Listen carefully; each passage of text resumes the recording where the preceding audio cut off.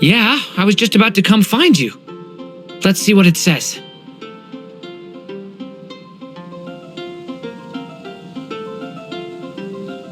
Now sprout to life the story's seeds, stirred by wind-born melodies. Then on that breeze the music leaves, fading into distant memories. Seek the place where wind and tale entwine, and once there, make 3 riddles into verse, and 3 melodies into song. For in poetry and song will this story start to blossom. Come on! Another riddle? All that talk about wind and melodies? What do you think the answer could be? Oh! Care to elaborate? Wind? Music? Poetry? Tone-deaf bards gotta know the answer. You mean Lord Barbados? Albedo introduced us when I first arrived in Mondstadt. I mean, someone like me was bound to catch his eye sooner or later. It's better that it's out in the open anyway. Now, how should we track him down? I'm pretty sure he's already caught wind of what's going on here. Why don't we just see where the wind takes us? Right. He definitely makes it easy to forget he's a real god sometimes. I'm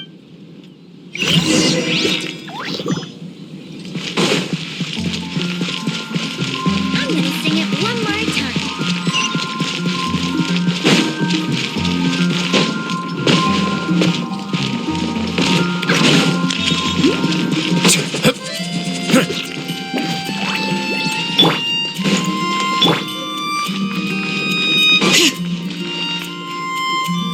Traveler, Paimon! What a sight for sore eyes!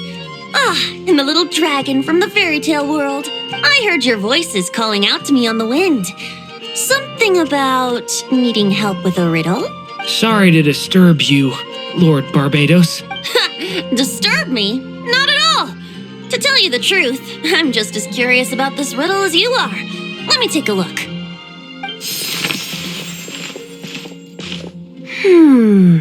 What is it? Did you figure out the answer? 3 riddles and 3 melodies. That sure takes me back. The answer you seek lies hidden in memory. Looks like running to Tone-Deaf Bard was the right call after all. Long ago, those mages came to Mondstadt, seeking to test their strength against mine. But I replied, let us make music, not war, and resolve our conflicts through song. So I strummed my lyre and sang them this verse.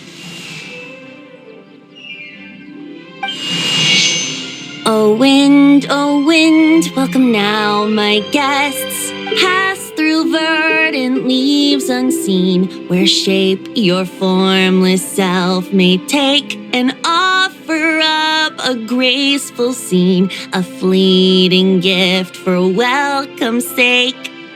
Leap at the edge of a sea of clouds, where land meets sky and sky meets ground. There frighten off the noisy crowds and bring my guests a calm profound. Fly beneath the stars up high, where mortal noise is swept aside, that my dear guests with starry eyes may share the dreams they hold inside. Now go to where I vowed to keep a quiet spot for them to sleep.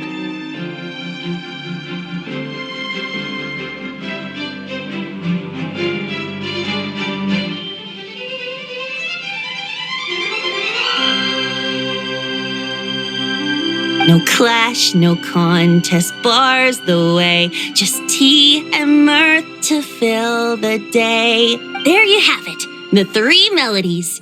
As for the answers to those 3 riddles, I trust you can guess them by now. The woods, the edge of a cliff, and the sky? Correct! Funnily enough, your mother was also the first to solve it, all that time ago.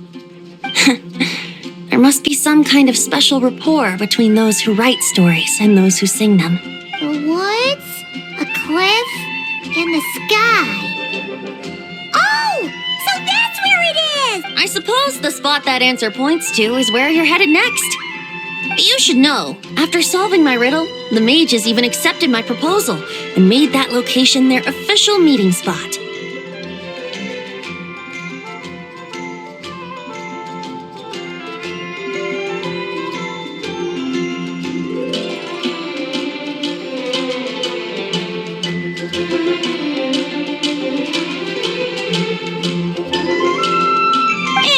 Going by what your book is suggesting, once you found it, you might want to try playing the melody I just shared with you. Guess you can be pretty reliable when it counts, huh? Great Animal Archon?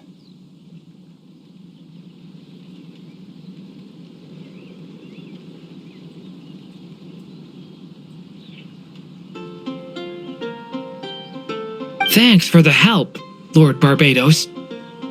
Still got questions for me, huh?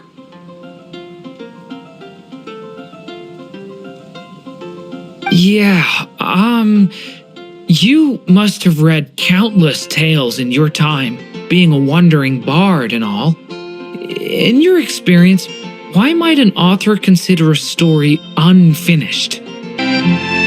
Unfinished? Well, I guess if there's something left to accomplish in the story, or, if the last line... Huh? Well, your helpfulness lasted for In all seriousness, I would think the answer to that question lies in your mother's story itself. It's not my place to pry any further. All right then, we should get going.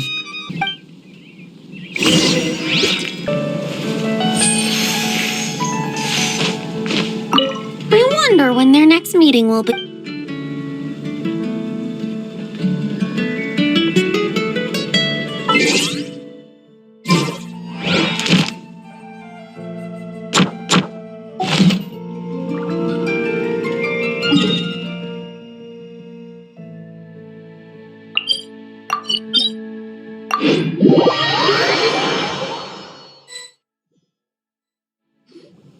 Okay, we're here! Now, we just need to play the 3 melodies, and we should be able to gather the memories for the next chapter, right? A musical performance? Out of all the things Miss Lisa has taught me, that's the one I'm...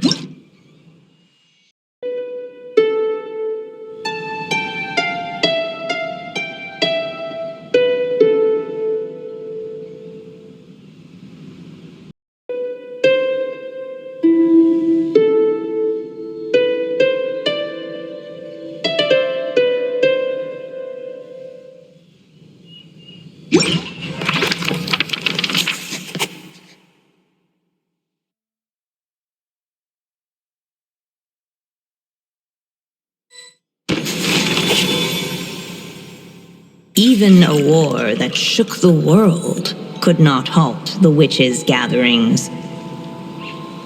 Yet even so, with the passing of time, 3 of their teacups no longer came to be set. The witches did not linger long in sorrow, for the story witch had brought glad tidings of her own. Born was her dragon child, safe and sound. Her fellow witches offered up their blessings, eagerly debating how to celebrate the child's birth.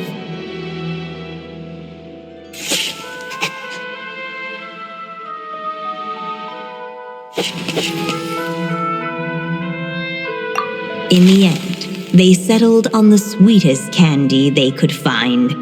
After all, what could be sweeter than the arrival of new life? And so, the witches' gathering turned into a birthday celebration.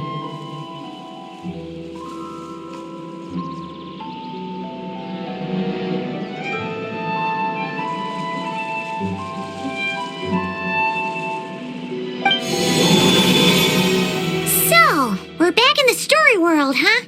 As if from nowhere, new guests appeared at the witch's table. Perhaps they too had come to celebrate the dragon child's birthday. Yet while everyone else was busy thinking about what kind of gift to offer, these three seemed to have come empty-handed. Hardly the recipe for a warm welcome to a birthday party, now is it? A gift? Hey, what's this all about? We only just found out this was a party. While the guests voiced their complaints and grievances, perhaps they should have been wondering what kind of gift to give instead. So, we need to bring a gift to advance the story? But where are we supposed to get something like that? Perhaps it would be a good idea to have a look around. Why didn't you just say so?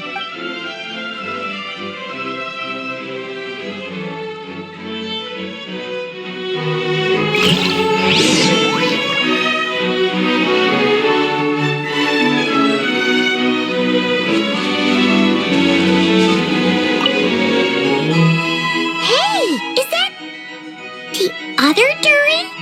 Hey, Mini Durin! Nope, no reaction. Seriously, did he doze off at his own birthday party? Brought to life by the witch's magic ink, the dragon child played with animated glee each time the tip of her pen danced across the page. Yet she could not spend all her time writing. For the upcoming witches' gathering, she had no choice but to set down her pen. But before doing so, she wrote one last line. So did the child drift off into blissful slumber. That's a bit convenient. Strange. I don't remember ever being at any of the mages' gatherings. When exactly was this birthday party supposed to have happened? No wonder you don't remember. From the looks of it, you were probably fast asleep at the time. The witches went on chatting away, ignoring the empty-handed guests.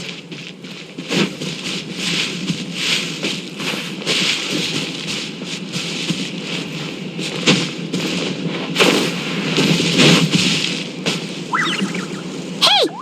Could we use these as gifts, maybe? At last, the guests found something to give the dragon child. Guess that's a yes, then.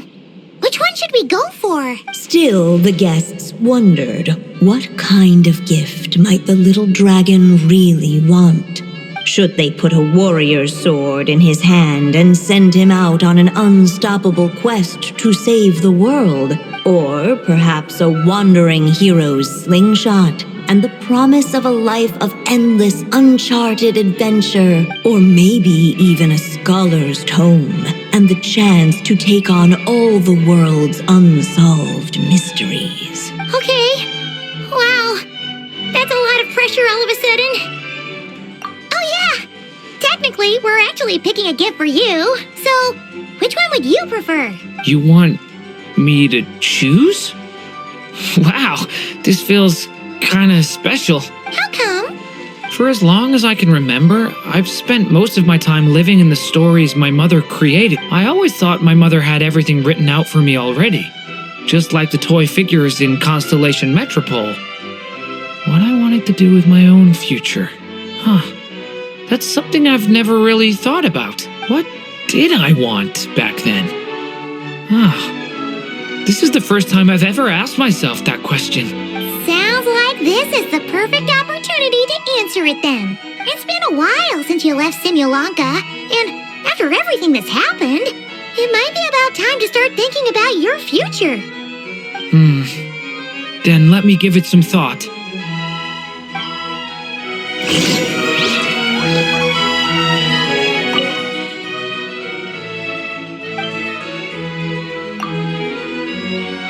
In the end, the guests settled on the warrior's sword.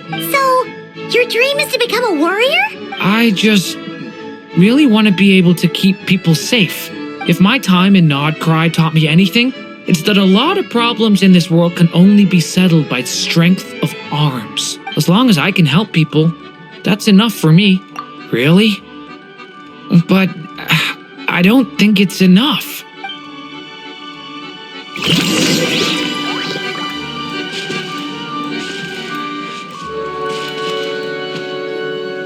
Alright. They should let us in now that we've got a gift, right? Hello there. Brought a gift this time? The newly arrived guest presented his gift, wishing the little dragon a future as an indomitable warrior. Accepting the guest's blessing, the story witch invited him and his friends to take their place around the table. Finally, she could introduce them all to her dragon child, telling all in attendance about the moment of his hatching, and of course, the name he'd been given. It was then that the seer witch, diviner of the stars, withdrew her gaze from the heavens and turned a sorrowful glance upon the little dragon. You gave him the same name as that evil dragon? That's right. But the life I intend for him shall be very different. What folly to love so blindly. For as you must know, a name is the mirror of destiny itself.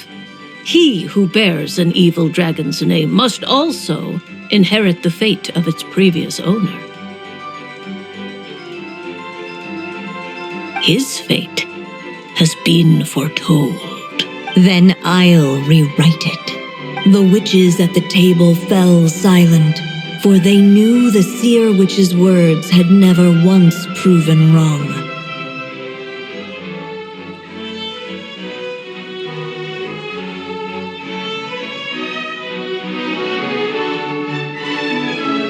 Yet, just as clearly, they recognized the story witch's resolve.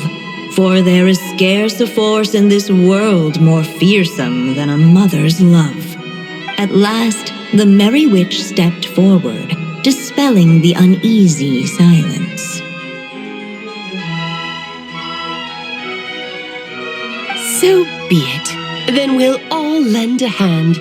Together, we shall rewrite this child's fate. You mean to defy one of the fundamental rules of this world? I refuse to be shackled by such rules.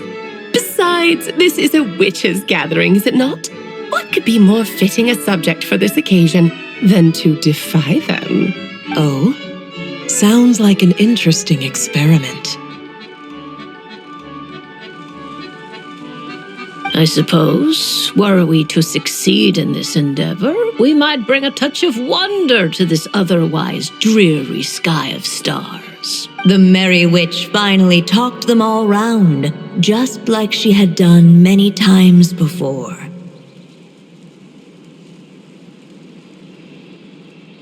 Warm and strong as the sun she was, so much so, in fact, that those who her light shined down upon had no choice but to bask in it.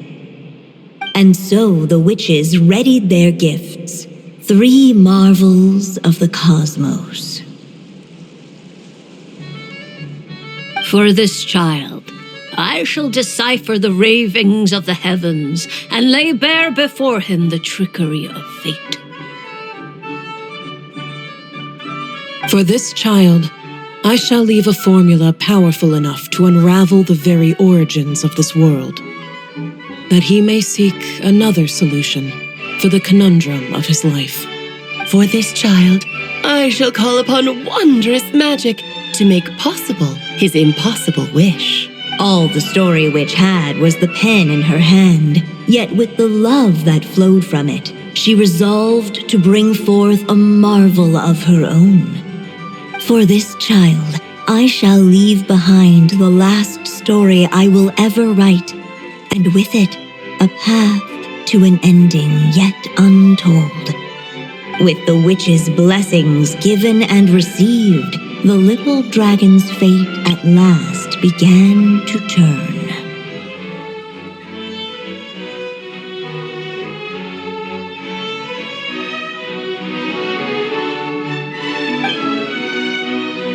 In the midst of the dragon child's birthday celebration, the seer witch proclaimed her prophecy. The child had been given the evil dragon's name, and with it, the burden of its fate. But hearing this, the story witch vowed to rewrite it all, for such was her love and resolve. And so the other witches offered their gifts in turn, marvels as rare as any in the cosmos. Together, they sought to test one of the fundamental laws of this world, in part to support a mother's love, and in part to sate their own curiosity. Oh, and I almost forgot. Our new guests came bearing blessings of their own. Who knows? Perhaps this extra bit of courage might be all the little dragon needs to change his fate.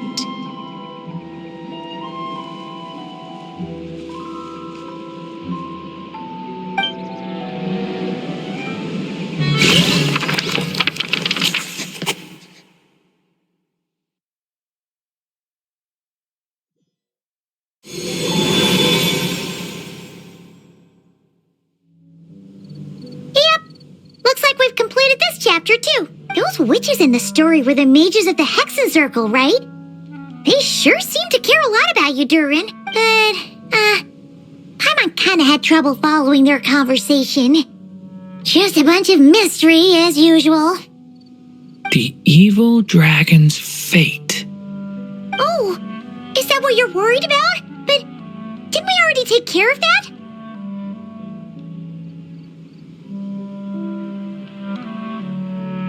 Ah, the mages must have had a hand in that, too.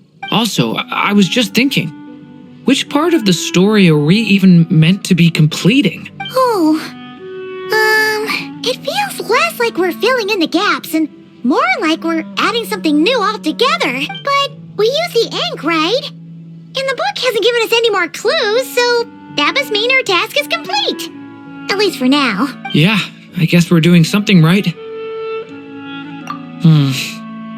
Maybe I'm overthinking things. It's just, this is my mother's final wish, so I don't want to mess it up. Anyway, thanks for all your help. I'll let you know as soon as the book reveals a hint about the next chapter. Okay then. See you in the next chapter.